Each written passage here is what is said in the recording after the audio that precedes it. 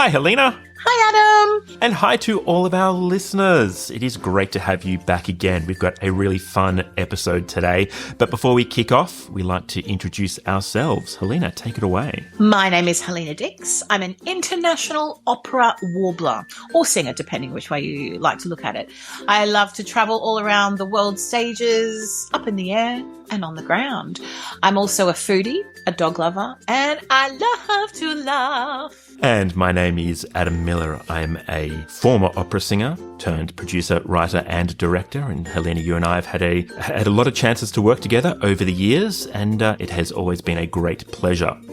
We are very excited to have Dr. Trevor Jones on the podcast today. And Trevor is a versatile talent known for his work as a conductor, pianist, entertainer, educator, raconteur. He's beloved by audiences and by everyone really in the music community for his engaging performances and in his collaborations across various musical genres.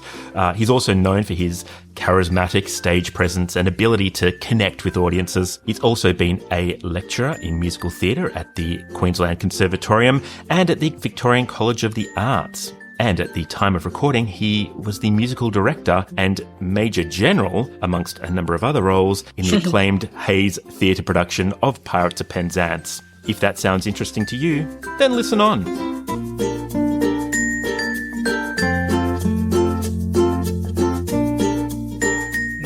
Not my first podcast, baby. I was going to say, that was my question.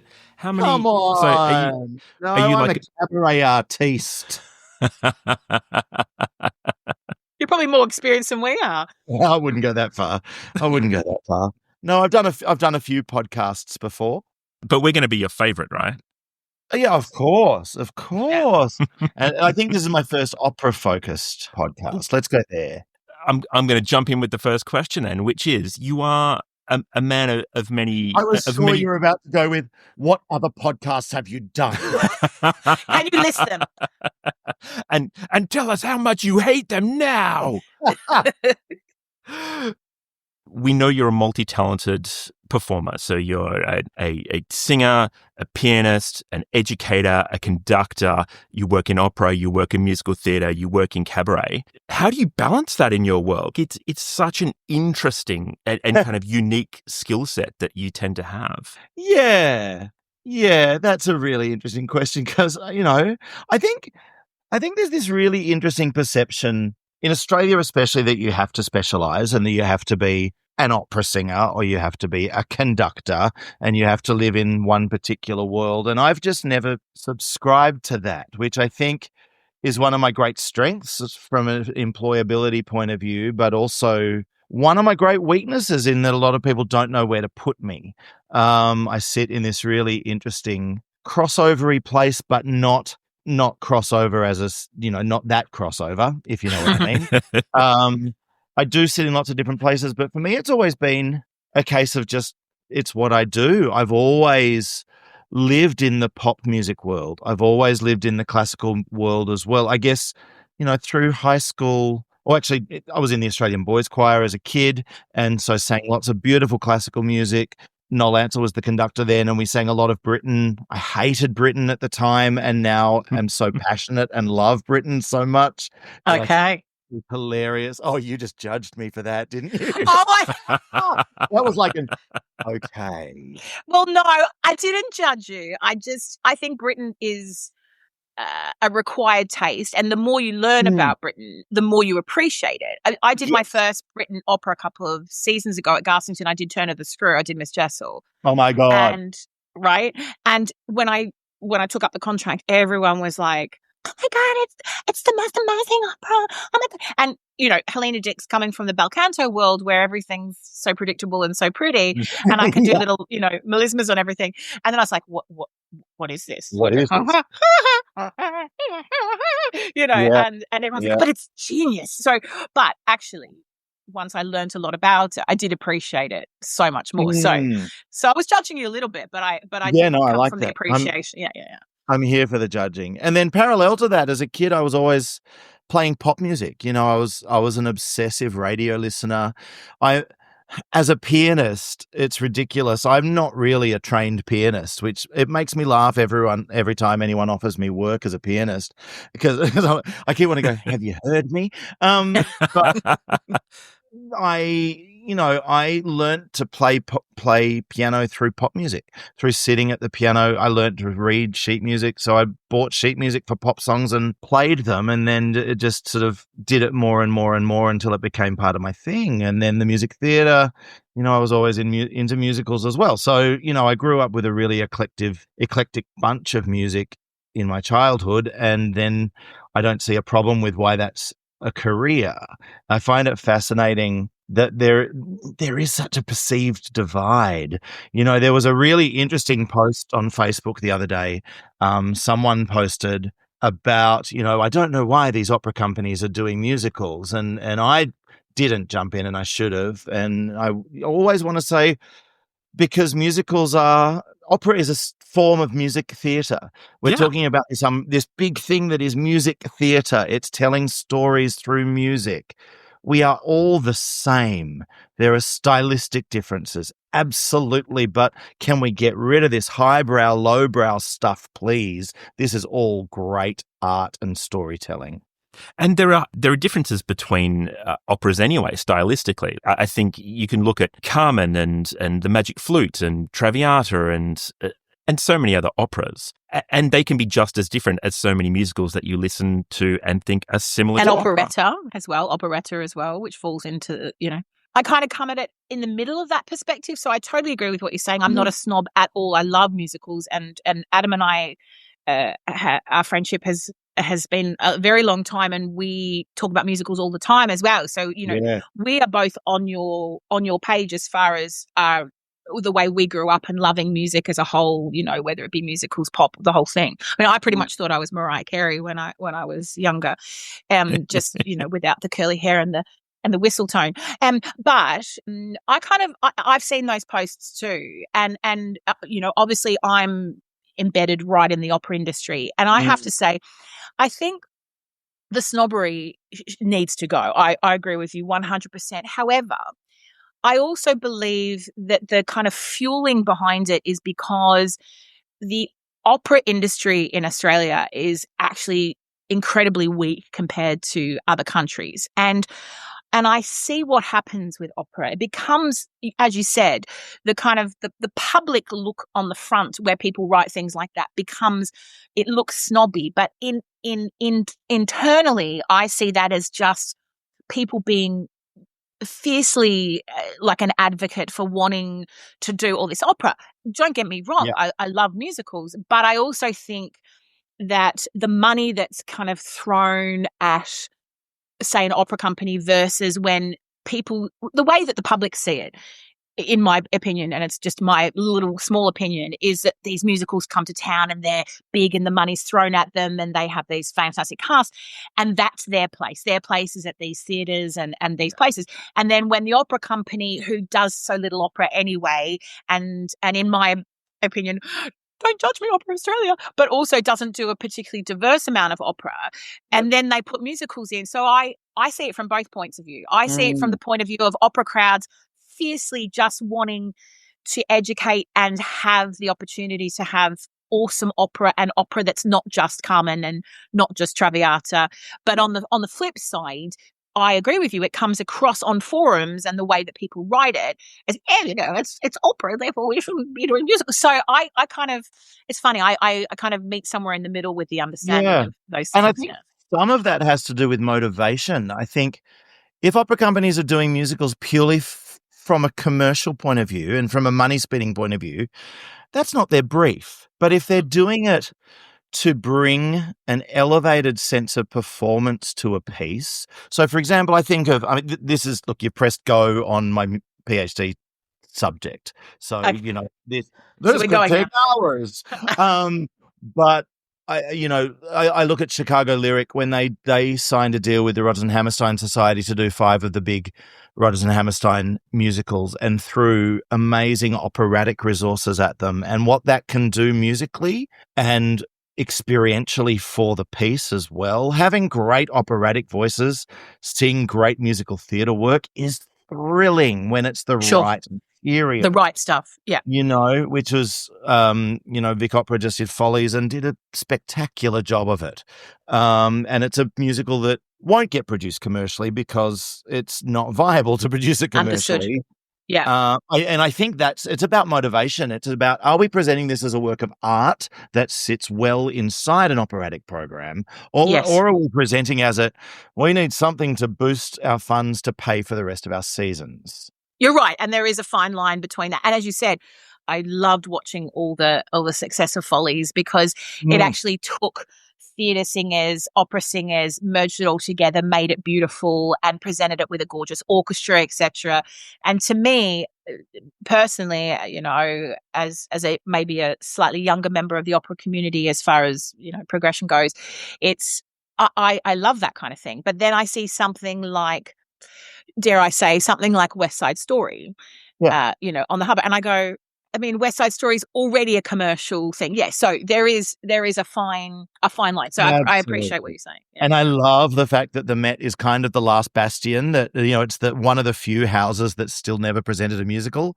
But is the Hours an opera, strictly? Well, this is true. You know what I mean? I think we're living in this beautiful blurry place now where we have these music theatre works that are operatic in style, but still good storytelling and, Innocence that has just been done at the Adelaide Festival. I didn't get to see it, but it seems this fascinating mix of genres. There was one in Sydney that I got to see called Siegfried and Roy, about the Vegas magicians. And Luc de Soma, has primarily written musical theatre up until, he did another opera for New Zealand Opera, but the writing was such a fabulous merge of Wagner and Vegas show.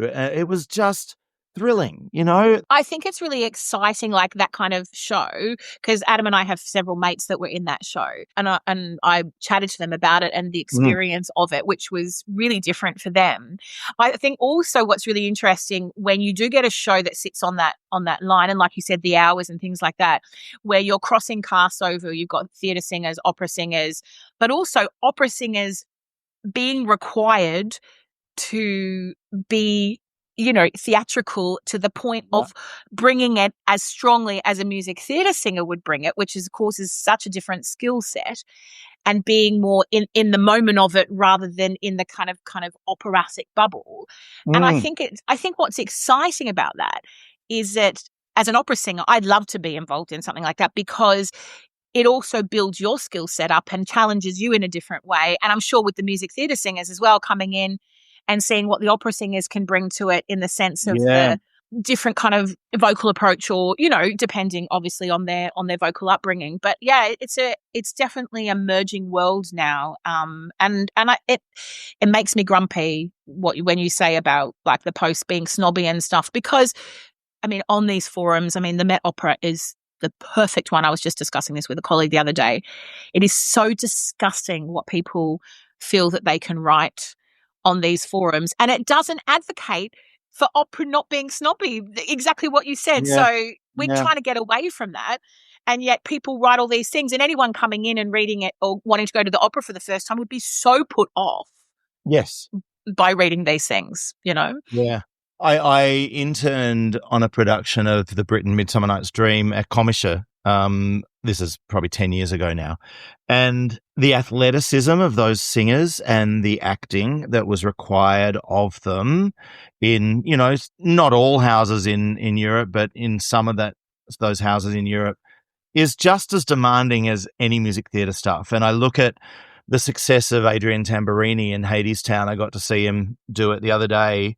And, he's such a beautiful mover. And yes, these are not things that we normally associate with an opera singer. And in the dressing room of my show the other day, one of our cast members went, "He must be a rock star in the opera world to be able to act like that."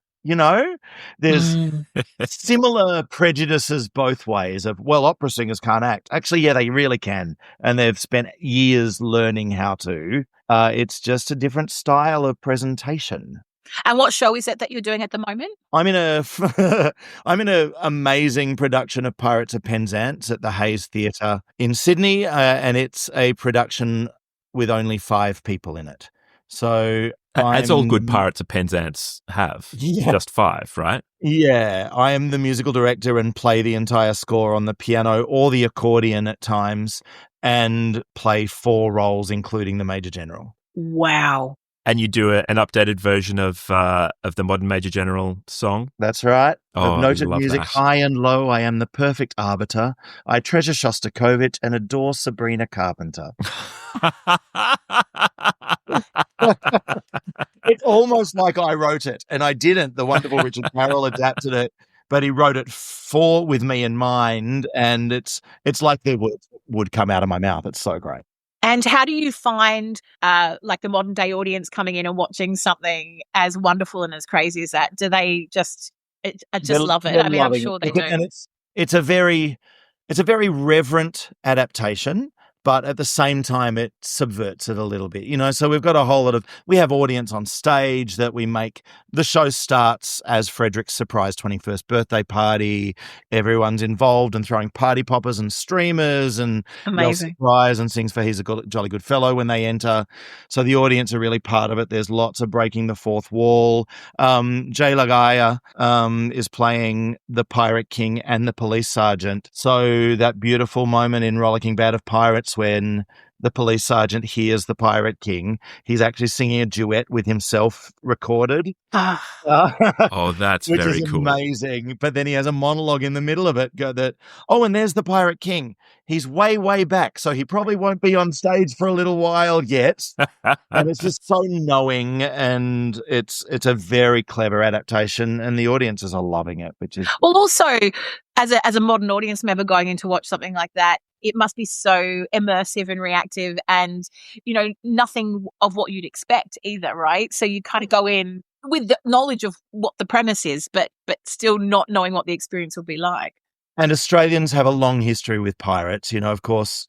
I mean, for me, the Simon Gallagher, John English, June Bronhill, Marina Pryor, John Bolton Wood production, 1984, was really my gateway drug into musical theatre and operetta and music and opera. So I think a lot of Australians have a deep affection for pirates. And so we've got a lot of people that are bringing their grandkids. This theatre only holds 110, so it's really intimate. But a lot of people know it really well and love engaging with it and the subversion of it. It's going really well, which is great. Amazing. So you must sit then in that world between the opera and the musical theatre. That kind of does lead us back to the PhD that you mentioned before. I really wanted to hear more about that.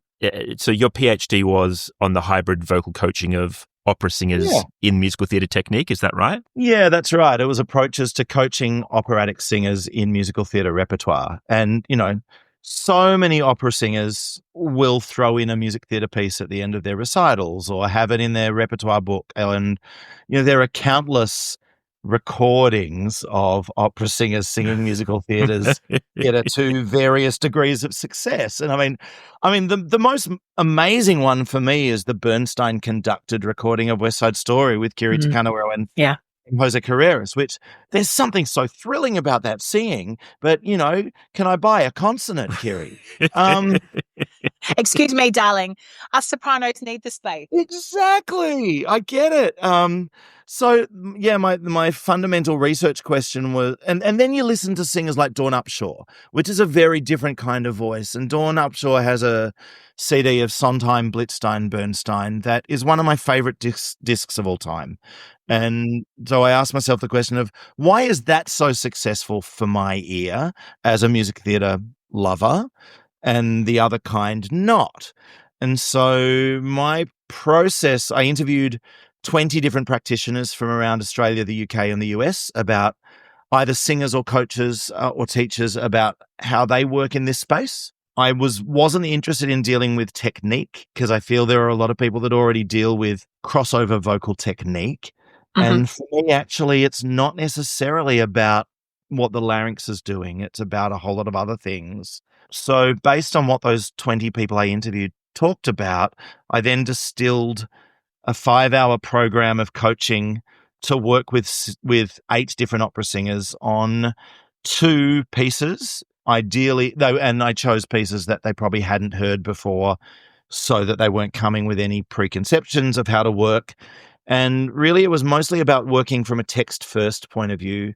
And I think the fun thing that emerged, a couple of people in my interviews talked about the fact that often opera singers that are great at recitative are great at musical theatre because they understand how to deliver text, and it's not all about line and sound.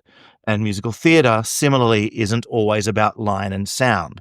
So when an opera singer privileges sound when they're performing musical theatre, we lose the text, which drives so much of the musical theatre tone.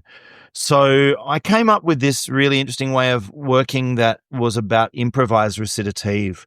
So we did lots of work on delivering the text in a spoken way and then in a heightened speech way, and with where the punctuation was. And I said to them, all right, well, I want you to improvise in the style of recitative, and every time there's a piece of punctuation, I want you to change pitch. So they were starting to connect punctuation and text into sound and singing and the space that they needed when they're singing. And the sounds that emerged were really interesting. So it was a very exploratory, introductory way of how you might coach, bringing in knowledge of opera and musical theatre to create this form of hybrid vocal coaching, which was pretty cool and fun. And, that's a space I really enjoy working. And obviously very successful because you are Dr. Jones now. I got a PhD, so it must have gone all right. Was there anything that surprised you at the end of it all? Like anything that you really didn't expect out of it? One singer in particular, I didn't want to spend any time talking about belt. That was not interesting to me. I was there to deal with text and not belt. And she had already done quite a lot of crossover work. She had done music theatre concerts and operatic concerts. And, so she lived in that space, and she always kind of would say she wanted to talk a lot about belt and where her voice was going and what the placement and musculature was doing. And I just kind of go hands off and, not talk about it. And in her final process, she had a very distinct, this is getting very technical, but when a lot of musical theatre singers, even, they have a big fat belt and then a big chink in their voice into the head, the high stuff, and she was very much that, with no real mix in between. No mix, yeah. And I think all this text work, all these sounds started coming out of her that were suddenly really smooth through her range and totally driven by the text and coloured like a musical theatre singer. So I think probably the biggest realisation for me is that this way in can create the technical setup without talking about it in a really different way. Without pigeoning it into one form of technique or another, but actually as a broad... Yeah. So these sounds started to emerge that were just really exciting. It's funny because I thought I was Mariah and also Aretha Franklin when I was younger. So I was a jazz singer when I started. I'm an opera singer, but I work with singers on the West End. I work with singers off Broadway, and same kind of thing. Like we never kind of get into that, and now now the chords change and do this. And so I love that. I love what you're saying and the research and stuff that you're talking about, because that was kind of me, like growing up through that. But what I find really interesting now that I'm doing the big girl roles, is that when I do Norma, so I jumped in for Norma at the Met, and one of the comments that someone said to me was... I'll just pick that up, Stella. I'll just pick that name drop up, yeah. Sorry. Maybe that should be the drinking game, is how often you say, I do not. I'm kidding. No, I love it. We've already got a drinking game that every time I mention Barbara of Seville that we have to take a shot. So, nice. it's a phenomenal game. And I mean, on that, I just remember how proud of you or everyone in Australia was when you did that. So, yes. Oh, bless you. But one of the things that was really interesting is if people are known for things, singers are known for things, whatever. And one of the things that people associate with me is one of my coaches calls them my high wanky notes, the high pianissimo wanky notes, right? Yep. So fine. So that's the thing. But something someone said to me through the broadcast was like, in your recits in Norma, they said you went into like almost a like theatre chest voice. And I laughed and I said, because the intensity of her colours through there and what she's saying and, and talking about the pain and the suffering and where I feel it's appropriate and where it won't cost me anything, I love using all those colours and it's great. So I love that. And I love the fact the larynx moves. Who knew? Who knew? And that there's not a wrong way. That I can do that, and people go, "What is that?" And I'm like, "It's my Aretha Franklin chest recitative," Yeah. Oh, yeah. And I love it when all those colours come out in opera. It's thrilling to me. One of my first opera jobs was surtitling for West Australian Opera, and I got the surtitle. And as a conductor, what a great way to learn a score. You're studying the score, constantly desperately hoping to press the button at the right time. It's a high-pressure job, but it was amazing. And I got to surtitle a production of Don Giovanni. I got to surtitle a production of La Traviata and a production of Carmen. And, the Carmen, the colours that were coming out in the Carmen, I vividly remember some of those big voices, because just not being afraid to make ugly sounds, because there are ugly emotions in opera, just as there are ugly emotions in musical theatre. It's so true. No, you're absolutely right. So what's your happy place then? What's your happy place between all of the different styles of work that you do, between conducting and musical theatre and opera and teaching and playing piano at the Butterfly Club and headlining out at the Adelaide Festival, all these great things you do. Where's the place that Trevor's the most happy? For me, it's anything that's about connection. It's about connection with audience and connection with story. I think that's when it's the most magic, and it doesn't matter to me what genre or format or theatre that's in. It can be killing the Major General song every night and having the audience go nuts, except for the one night that I blew it the other. Anyway, that happened. Wait, okay, so now we've got to know what happened. Exclusive. No other podcast has this story. Okay, so no, they don't. We're at the Hayes Theatre. It was a Thursday afternoon matinee that Nancy Hayes was at. Oh, no. And I've known the Major General song since I was 10. The traditional version of it, I have known backwards since I was 10. It wasn't in any of the new verses that I got tongue-tied. It was in the first verse, which we've kept perfectly normal. I am the very model of a modern Major General. I have information, vegetable, animal, and mineral. I know the kings and I quote the fact historical of a marathon to Waterloo in order categorical. Great. And then I accidentally jumped to the next section, which I'm not going to do because I've had to rewatch. No, you don't want to do that. Yeah. Again. And there are fewer lines in that next section. So I did words were actual words, but from the wrong section. And then I ran out of words and did a little bit of boo. Were you accompanying yourself? I'm playing for myself, which then leads to that big pause before with many cheerful facts about the square of the hypotenuse.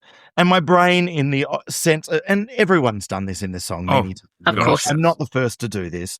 It's not an unprofessional thing, I hope. My brain, because your brain just freezes and you're sitting there. Oh, You're sitting there and I'm like, my brain, all it's saying to me is it's something about hypotenuse. I know it's something hypotenuse, but there's no way back in. And one of the other cast members jumped in and said, do you mean a sharper Major General has, never worn the uniform? And I went, no, that's the second verse, but it will do. Oh, that's a good colleague, right? And we sang it. And then I was back on track, and I had a mate in the audience that day, and I messaged him an interval, a string of swear words of like, "Oh my god, I'm so embarrassed," and Nancy Hayes is there, and he went, I thought that was part of the shtick because the kind of comedy that we've built into the show, I think we kind of got away with it. But yeah, of all the times to blow the Major General song, when the namesake Bless of you. theatre is in the building, who has played Ruth? You know, Nancy has been in productions.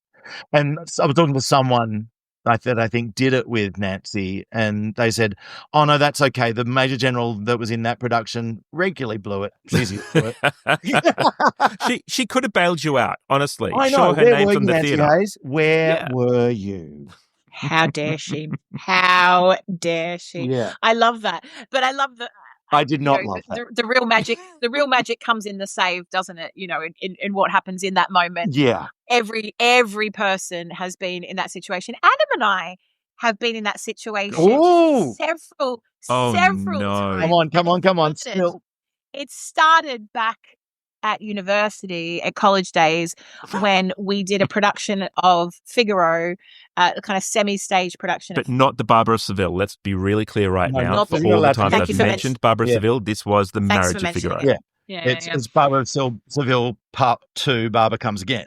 And I tell this story a lot because it really still makes me giggle. And and I was Susanna, which, you know, thank God that's never happened again. But what you do realize is there's so much recitative between Figaro and Susanna, and there was like a brief that was going on between us. And I said to Adam, I said, "I'm so sorry. I remember I was singing up at the Macca's aria, and I'd missed several of the rehearsals. And I'd said to Adam, I'm really worried I'm going to stuff up the recit, and I just want to tell you, like, I'm really sorry in advance if anything goes wrong. I know the meaning of it. I'll try my best to circle around." Adam's like, I got you. It's fine. Like, I totally got In English you. or Italian? Italian. Yeah. And Adam's like, no, I'm here to support you. I was like, oh, best mate ever. So we're on stage, and I do the little like mio Figaro, and I look at Adam, and he just blanks, Yeah. and he goes, like this. At which point I'm like, it is meant to be this whole elaborate set of lines that he was supposed to deliver. And I'm like, oh Christ, what does he say? And what do I say back to him? And then in my head, I'm like, do I say it back to him, or do I just? So the harpsichord goes, Rob, and I go, back at him. And we still to this day like joke about the fact that was like the longest moment of time ever, wasn't it? Feels like 2 hours. But it's always better if it's in a foreign language. I'm a big believer. If you can blow your lines in a foreign language, then you've only got a certain percentage of the audience that knows. Depends where. That's why I depends where reverted you're to putting my it on. native Swedish for that moment in the Major General song. Adam, do you remember that we did a gala concert together once, and Adam was talking to the audience, and he said, oh, one of the questions that comes up quite frequently is, as an opera singer, what do you do when you forget the words? And he said, oh, in Italian, it's pasta names. Yep. Lasagna, spaghetti, l'alfredo, la bolognese. He said, in French, it's like pastries or nasal sounds. And then didn't you say something like in German you just sound angry, and in German you just go back to watching The Great Escape. That's the secret for doing German. So you just go, Achtung, das ist verboten, and you're fine. It gets you away. Gets you covered every time. Yeah. I will never forget that. And then you said, is there anyone Russian in the audience? And someone was like, yes. And you're like, okay, so I'm not going to talk about that then. You just left that completely. But I remember a production of Lohengrin that I did in Melbourne. It was my return back to Melbourne, and all the chorus were on stage for Melbourne Opera, and they were so funny, and they were really enthusiastic in this big scene. And the director, Suzanne Chaundy, was like, come on guys, get involved, as a chorus. You don't just stand there, like, start acting, start saying stuff, not meaning literally shout stuff on stage, but that's what they thought she meant. And, and at which, so it's like, and one of the guys behind me goes, get him, go on, get him. I lost the plot. I'm Elsa, and I'm supposed to be all demure, and I don't like this. Just coming to, go get him, mate, get him. I was like, it's the Australian exchange student. Wow. Okay, so we were actually talking about my happy place before I did Oh, we were. all that. Sorry. Yeah, for me, very much it's about connection and telling stories, regardless of genre. I did during the COVID lockdowns 5 years ago, Oof. almost to the day, which is crazy. I was living in New Zealand, and I'd not long moved to New Zealand. I'd been in New Zealand 6 weeks when we first went into lockdown. And the New Zealand lockdown was pretty brutal, and I was living on my own. I didn't know anyone else in Christchurch, and it was a time.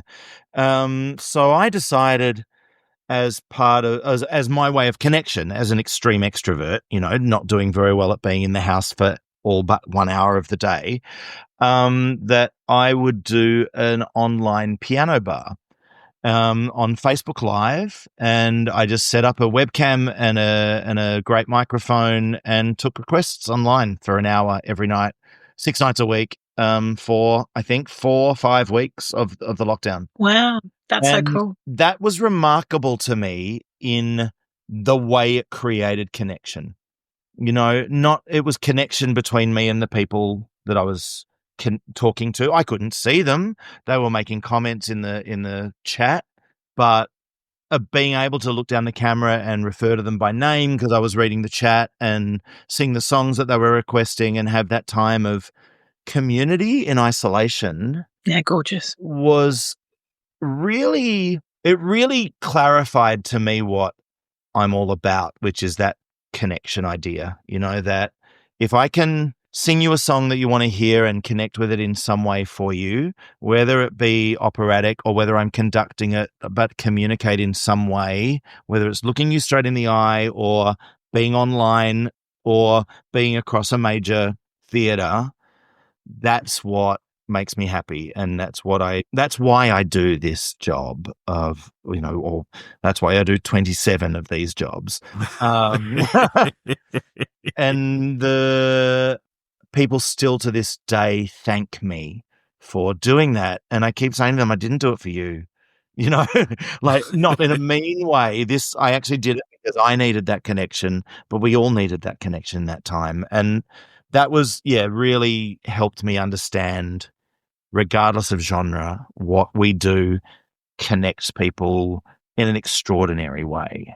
And that's really beautiful. And I also think as an audience member, there's a distinct difference between people who perform for those reasons and people who don't. Because absolutely, whether an audience realizes it or not, there's something quite special about those kinds of performers. And I know my mum, my mum's not really musical at all, but she's grown up obviously watching what I've done. And sometimes she'll come home from a show not knowing much about it. She'll say, Helena, there's something really, really dynamic about that group of people together, on stage in that scene, blah, blah, and she'll say to me, why do you think that is? And I said to Mum, it's not about how great a singer they are or anything like that. I said, it's because those people that you're talking about in that scene are so committed and passionate and just are so involved in their performance for all the right reasons. Yeah. And that comes across to you even though you don't realize it does. And there's a fantastic energy about that as well. Yeah. It's never about us, as much as we'd like it to be. You are so not a tenor. Hey, I sing a top B in Pirates. Maybe I am a tenor.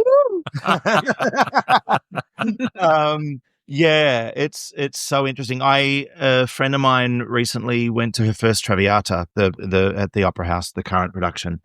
And she's a music theatre singer that's starting to explore opera, and she'd never been to an opera before. And she was posting stories on Instagram at interval going, why is this so sad? This is awful. I'm so like, what? Don't let her die. Oh, I thought opera was meant to be all about big stories and epics, and this is just a really sad lady. It was so beautiful seeing her connect with that story, because that's what we do, is we tell stories. Yeah. One of the questions I did want to ask you again, given this diversity of work that you do, What advice would you give to young performers who are coming up behind you? What would you be saying to them? I often say that this is both the best and worst piece of advice I've ever been given. That makes me loath to pass it on, but also thrilled to pass it on. I was working with someone once, and I was talking to him about all this different kind of work that was coming to me, and what do I do, and what do I choose, and do I have to focus in one area? And his response was, say yes to everything and work out how to make it all fit later. That's good. I love that. Yeah, I don't, but I do. Only because I think it's really important to be open to lots of things. I think it's really important to consider carefully, can I do that? Maybe I can. Should I try that? Yeah, maybe I will. But I think you also need the devil sitting on the shoulder saying, Yeah. Is that really the right thing for you? I think you need to listen to both voices. So the surface of say yes to everything and make it and see how it can work later actually can just lead to overwhelming stress and overcommitment. And I've certainly been there in my life of how can I do all these things and make my diary actually work? So I'd like to think I've gotten a lot better at how can I do this smart in a way that works longer term for me. So, for example, in choosing to do Pirates at the moment, this time of year is Adelaide Fringe Festival. Adelaide Fringe Festival for me is normally when I sit in the Garden of Unearthly Delights on a piano in an open-air wine bar for 4 hours a night, 6 nights a week, 5 to 6 nights a week, playing requests, having a grand old time, building an amazing following and connection into the fringe world and all these things, and making quite good money, to be perfectly honest. And Pirates came along, and I had to say to them at one point, look, I have to really consider this because financially it's possibly going to be better for me to go and do Fringe. Earth Fringe as well. I had some things booked. And so it took out both Fringe seasons for me. But career-wise for me, I had to consider, and this is listening to both, both the angel and the devil on my shoulder. Career-wise for me, I can feel myself getting boxed into the piano bar guy. And a lot of people that forget that I'm a conductor and work in opera and that I'm a musical theatre performer and musical director. And I just needed to take the time out to remind the industry of that. So it's a conditional say yes to everything and work it out later while still seeing where the bigger picture may lie. Hey, Trevor, I'm very conscious that this is your one night off a week that we've taken up doing this recording. So we're going to let you get some rest. But before we wrap up, we like to ask all of our guests 5 rapid fire questions. Are you up for that? High pressure. I love it. So I'm going to kick off with this one. So question number 1, can you juggle? No, I can juggle playing the piano and singing and getting dressed, but no. Have you ever busked for money publicly?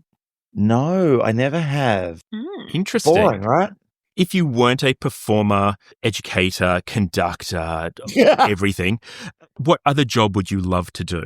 I was determined to get the marks to do medicine when I got through year 12, and I scraped in by the skin of my teeth, and I could have, and I think I'd hate doing the job, but at least I can say I got the marks to do it, right? Nice. But you still would have been Dr. Jones. It all worked out well. I know. It took me a lot longer this way. If you could perform a duet with anyone in the world, living or dead, who would it be? Oh, that's tough because it's very broad. Jeff Buckley. There we go. You got there quickly. I like that. That's good. You just have to go on instinct, right? And he'd totally outthink me, and I'd just sit there in awe the whole time. If you had to enter every room for the rest of your life with a personal theme song, what would it be? Aqua's Dr. Jones. Done. Super easy answer, that one. Like, that's pretty obvious, isn't it? I love it. And here's my bonus question. Okay. Trevor, have you ever eaten pizza with a knife and fork? Oh, I probably have. I'm No. so sorry for it, but every now and then, Don't be sorry to me. sometimes you're in a fancy place and there's a pizza and or you're at someone's house and they give you a pizza and a knife and fork and you're like, it looks like this is what you do in this household. Okay. So yes, I have, but it's not my Excellent. preference. Right, Excellent. and you do look uncomfortable as you say it, so I'm gonna claim that as kind Adam, of on that's my not a side. point I for feel you. like this That is is not a point for you. yes, this is a one each. Look, Dr. Trevor Jones, thank you so much for coming in. This has been so much fun. Thank you for having me. What a delight.